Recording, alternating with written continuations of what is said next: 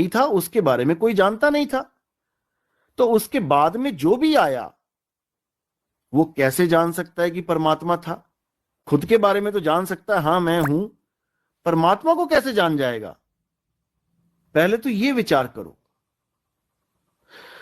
पिता का जन्म क्या जाना है पूत, ये गुरु ग्रंथ साहब की वाणी है कि पिता के बारे में, पिता के जन्म के बारे में पुत्र क्या जानेगा? नहीं जान सकता। कोई परमात्मा का जिक्र कर ही नहीं सकता। याद रखो, जब परमात्मा ही परमात्मा है तो जिक्र कौन करेगा उसका? वो ही जिक्र कर सकता है जो उस वक्त वहां पे होगा, वही जिक्र करेगा ना।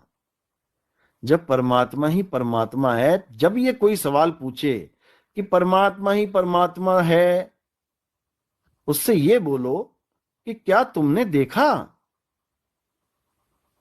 कि परमात्मा ही परमात्मा था, या किसी की लिखी बात पे, किसी की कही बात पे यकीन कर लिया?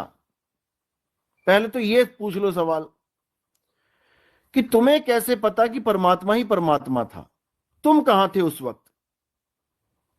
अगर तुम नहीं थे, तुम्हें कैसे पता? तुम्हारे पैदा होने से पहले कौन था? पहले तो ये सवाल बनता है, उसी के सवाल पे सवाल बनता है। आगे की कहानी फिर सुनाएंगे, ये पहला सवाल हमारी तरफ से है। अगर कोई पूछे कि सबसे पहले नी अक्षर था, अक्षर कैसे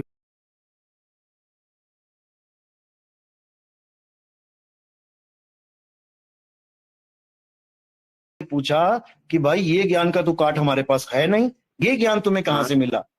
तब कबीर साहब ने ये नहीं कहा कि मैं परमात्मा हूं और मुझसे ज्ञान ले लो। कबीर साहब ने क्या किया, एक अज्ञानी गुरु को अपना गुरु बना लिया। जो पत्थर पूजता था, जो मंत्रों की साधना करता था, उसको अपना गुरु बना लिया। क्यों? केवल जग मर्यादा कारणे गुरु किया रामानंद।